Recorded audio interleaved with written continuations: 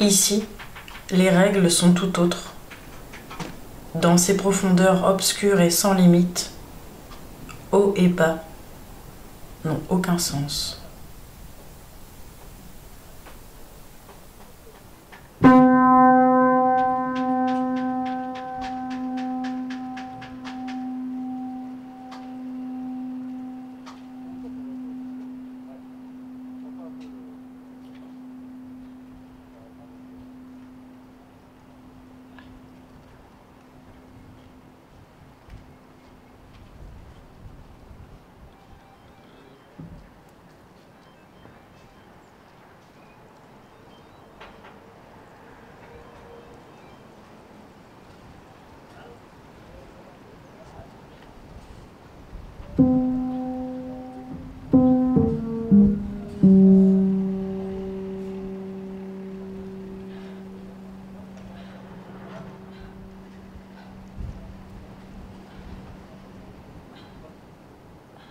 Ici, les règles sont tout autres. Dans ces profondeurs obscures et sans limite, haut et bas n'ont aucun sens. C'est un banquet où mets et convives sont difficiles à distinguer. Le crapaud accoucheur. Dans ces profondeurs Dans la obscures pièce et sans à limite, côté, haut et bas, sur une table demi-lune d'une noblesse un peu rude, est posée la bestiole. difficile à distinguer. Au mur, contre la Le tapisserie crapaud bleu nuit, accoucheur. envahie de boutons d'or, Dans la pièce à côté, résonne sur son une appel table solitaire. demi-lune d'une noblesse un peu rude, Le est posée désenvoûtement. la bestiole. Au mur, contre Le la désenvoûtement. tapisserie bleu nuit, Au bois de la nuit brillait un petit feu. envahi de boutons d'or, Adieu, résonne son appel Gobi. solitaire.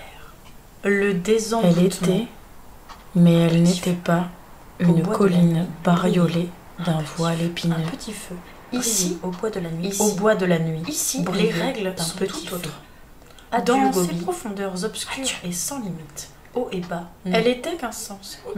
mais elle C'est n'était pas. Elle n'était pas, mais elle était. Elle était, mais elle n'était pas. Elle était, mais elle n'était pas une colline bariolée d'un voile épineux.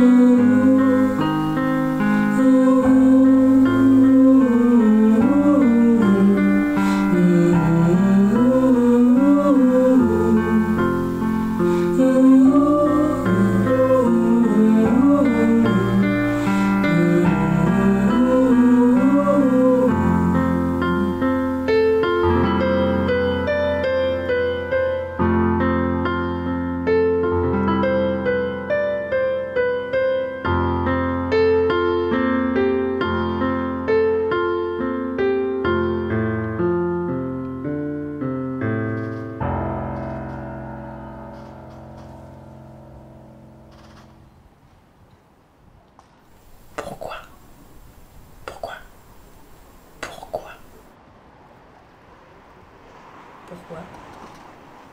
Pourquoi? Pourquoi? Pourquoi? Pourquoi parler-on pour dire si peu? Les néfastes convives tortillent autour des mêmes conversations. Aux écornifleurs qui rôdent au salon, je préfère le chant des bleuets, des crapauds et des fougères. Il y aura du monde au cœur de la nuit. Lotus et nymphéas, escarboucles. Toute une faune se rassemble, attirée par le sol humifère. Pensées, grenouilles rieuses et élébores. Le lavoir émerge à contre-cœur de cette jungle.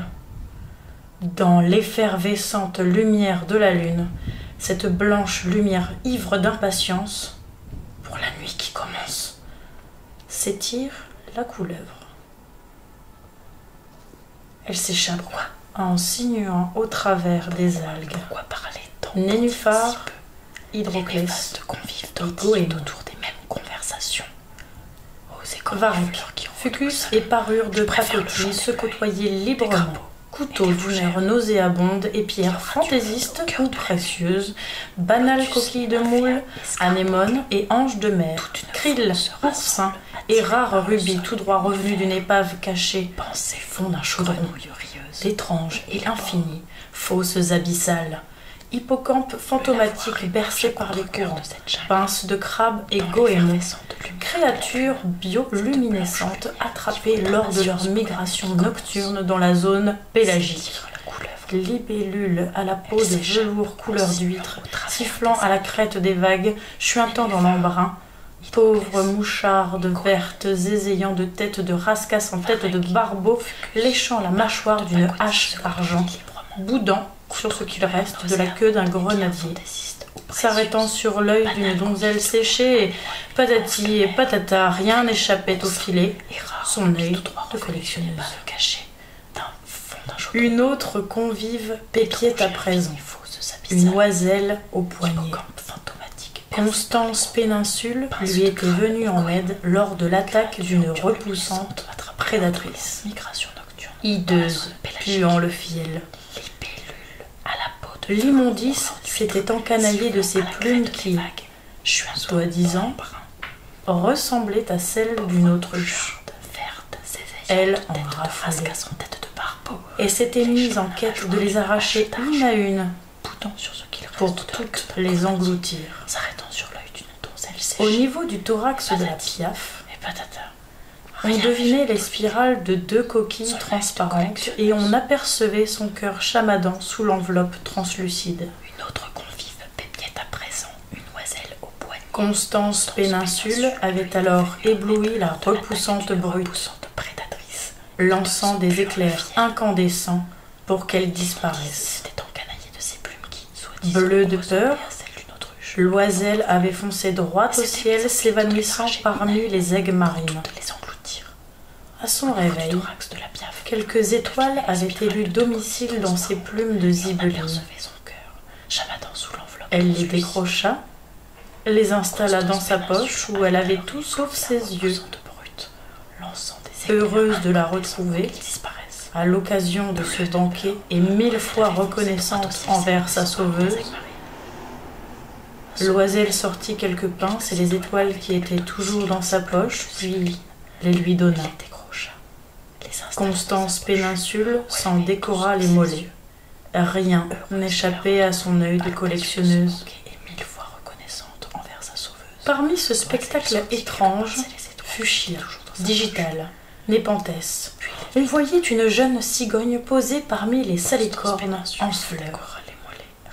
Un personnage sous un effilier dont on ne savait s'il était homme ou femme, pavot, lupin et asphodèle, peu importait. On avait préparé, sur un tronc d'arbre, un plateau avec du thé de Chine et autant de porcelaine qu'il en fallait pour des circonstances aussi exceptionnelles qu'un thé de 4 heures du matin. L'agnelle bêla. J'ai beau couper la mare, ce maudit cordon repousse à chaque fois.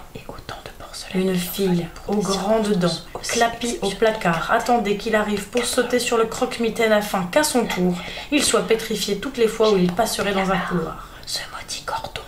Tout le monde avait faim. Alors, personne n'avait les yeux dans sa poche. Au placard, attendez qu'il arrive pour sauter sur le croque-mitaine. La cheminée noircie et les murs quasiment nus de la chambre affichaient une simplicité monacale. Cette nuit-là, la lune, d'une lactescence d'opale, illuminait la voûte céleste, entrant en biseau jusqu'au cœur de la chambre obscure, faisant poudroyer l'air au-dessus du couvre-lit. Cette nuit-là, la lune, d'une Aventurine demanda illuminait la voûte Jardin, céleste, où en est la nuit? entrant en biseau jusqu'au cœur de la chambre obscure, Émerveillez-vous, poudroyer l'air dit-il. au-dessus du couvre-lit. Voyez les bonnes sœurs comme elles sourient. Il y aura du monde au Aventurine cœur de la nuit. demanda. Jardin, où en est la nuit? Émerveillez-vous, dit-il. Voyez les bonnes sœurs comme elles sourient. Il y aura du monde au cœur de la nuit. Ici, les règles sont tout autres. Dans ces profondeurs obscures et sans limite, haut et bas n'ont aucun sens.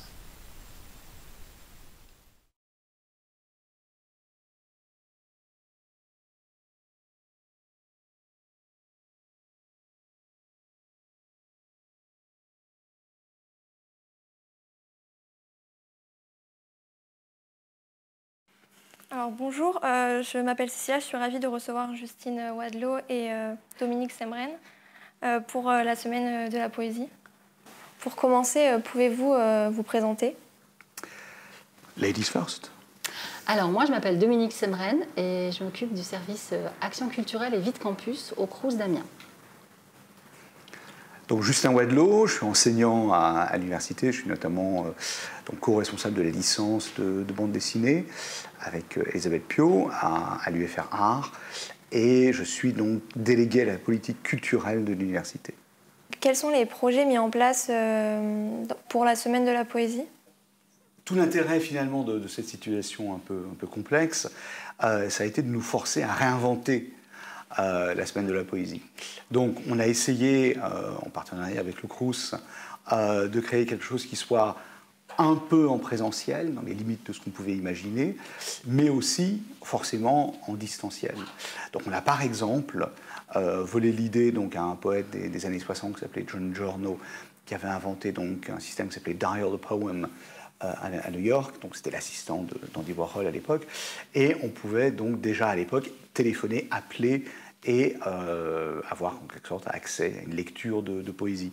Donc ce sera la même chose ici, on pourra avoir accès à des poèmes. On a également mis en place donc, des siestes musicales, c'est-à-dire des temps de repos, de réflexion, avec des parcours musicaux assez différents, donc des choses plutôt rock avec donc, Edgar. On a donc, des musiques du monde avec donc, Goni Mandé qui joue du ngoni, une forme de kora. Donc voilà, des siestes musicales qui seront ensuite retransmises en vidéo. On a également une présence physique avec des poèmes d'étudiants, que vous voyez là également, mais qui sont aussi exposés dans le hall de l'université. On a un lien assez intéressant qui s'est fait entre un auteur de bande dessinée donc, qui s'appelle Cocor et le collectif Météore, où donc une bande dessinée de Cocor s'appelle Alexandrin, donc qui raconte l'histoire d'un poète un peu marginal qui survit en vendant des poèmes. Et donc ce collectif a choisi des vignettes, en fait, à l'intérieur des planches de Cocor pour écrire un certain nombre de poèmes qui sont présents. Voilà, donc entre également une présence assez forte de Radio Campus qui accueillera toute une série de lectures, de poèmes, de moments poétiques très en lien avec le collectif Météore. Voilà, donc une réinvention de la poésie pour qu'elle puisse être au plus proche des étudiants, en physique quand c'est possible, et évidemment en distanciel également. Merci. Alors pour rebondir sur ce que dit Justin, effectivement, du côté du Crous, on a aussi mis en place une action qui existe depuis début février qui s'appelle Bruit de couloir et qui permet d'amener des micro-spectacles aux portes des étudiants dans leur résidence universitaire, tout en respectant les gestes barrières. Donc souvent c'est un duo, deux artistes ou un artiste solo qui vient à la rencontre des étudiants voilà, pour conter des histoires, jouer de la musique, chanter. Et donc, on a calé donc une semaine dans la semaine de la poésie, on a donc calé la présence de 2 étudiantes qui ont participé à l'atelier d'écriture poétique du Crous et qui viendront la semaine prochaine à la rencontre des étudiants pour lire à la fois leurs poèmes, les poèmes qu'elles ont composés pendant l'atelier, mais également faire découvrir les poèmes de l'édition 2021 du Printemps des Poètes, donc le festival national du Printemps des Poètes qui a pour thème cette année le désir. Voilà, c'est une façon de leur faire découvrir aussi cette programmation que les étudiants ne connaissent pas forcément. Voilà, et puis cette action en résidence universitaire, ces bruits de couloir, continueront jusqu'au mois d'avril en alternant les propositions artistiques. Voilà. On aura également dans le cadre donc, du Printemps des Poètes des expositions également dans les restos U et une exposition et une annonce de palmarès aussi d'un concours de poésie que nous menons aussi avec La Chouette Imprévue, une maison d'édition d'Amiens, pour permettre aux étudiants de s'exprimer en poésie. Donc on a eu un jury qui a eu lieu mardi dernier, enfin cette semaine, et donc les lauréats seront annoncés dans l'émission spéciale de Radio Campus Amiens. Voilà, et leurs poèmes seront donc exposés et valorisés sur les réseaux sociaux aussi la semaine prochaine. Alors nous avons remarqué que vous proposez des activités artistiques à l'UPJV. Pouvez-vous nous en dire un peu plus ? Avec plaisir. Donc la politique globale artistique de l'Université de Picardie-Julienne s'oriente autour de 4 axes qu'on a appelés donc les 4 fers. Le premier, c'est faire faire, donc ce sont les ateliers. Le deuxième, c'est justement faire savoir, et c'est le festival UPJV en scène. Le troisième axe, donc faire participer, c'est la mise en place donc, du PVE, passeport vie étudiante, qui permet à tous les étudiants d'avoir accès donc, à l'ensemble des productions artistiques sur Amiens pour 5 €. Et le dernier, donc faire croiser, c'est notamment, on en reparlera peut-être tout à l'heure, notre politique de résidence d'artistes. Donc dans ce cadre-là, dans le premier fer que vient se placer les ateliers, l'idée c'est d'offrir la possibilité aux étudiants d'avoir accès à une pratique culturelle. Donc on a environ une quinzaine d'ateliers sur Amiens, mais également sur les antennes, puisque l'Université Picardie-Jules Verne, ancienne région Picardie, a donc 5 antennes. Donc on a des choses très différentes. On a un chœur universitaire, un orchestre universitaire, un orchestre de jazz, un orchestre rock, un groupe rock. Mais on a également du théâtre, on a également du DJ, on a également voilà, toute une série de possibilités. Alors ces ateliers sont dits valorisés parce que les étudiants s'inscrivent et peuvent bénéficier de 0,1 point sur leur moyenne finale, ce qui est quand même une somme pas négligeable. Voilà. Et on a été obligé évidemment de s'adapter, de les faire en distanciel après le deuxième confinement. Mais depuis janvier, on a la possibilité de les réouvrir, donc 15 étudiants maximum, avec des conditions sanitaires un peu particulières. Mais voilà, donc ces ateliers sont l'un des 4 fers qui est la base de la politique culturelle de l'université. En complément des actions aussi de l'université, nous proposons aussi des activités artistiques, des ateliers de pratique artistique qui sont un petit peu suspendus en ce moment puisque c'est également compliqué de les organiser chez nous. On a une salle de spectacle pour l'instant qui est fermée au public et on ne peut pas y organiser ce type d'activité parce que nos ateliers, nous, ne sont pas valorisables. Ce sont des activités, des ateliers qui se mènent en parallèle des études, donc on ne peut pas les ouvrir. Donc, par contre, est maintenu l'atelier art plastique qui continue en Facebook Live tous les jeudis soirs. Donc ça marche bien. Et puis on a aussi d'autres ateliers qui ne sont pas stricto sensu dans le champ artistique, mais on propose aux étudiants des ateliers de sophrologie et également de yoga, voilà, pour qui leur permettent aussi de leur apporter une détente en ce moment et qui leur font du bien. Quelles sont les actions mises en place durant cette pandémie ? Alors, cette pandémie nous a forcé donc à réinventer finalement toute notre politique culturelle. Donc après un temps un peu... ça fait 1 an. On fête quasiment les 1 an du moment où l'OMS a officiellement admis qu'il y avait une pandémie. Donc ça paraît, enfin on dirait que c'était avant-hier.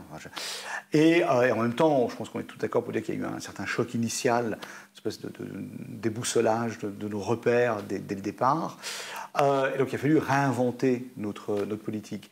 Donc on a voulu investir massivement tout ce qui était au début, en tout cas, les réseaux sociaux, pour avoir un accès aux étudiants, leur offrir la possibilité d'avoir un imaginaire, de développer un certain nombre de pratiques, même en ligne.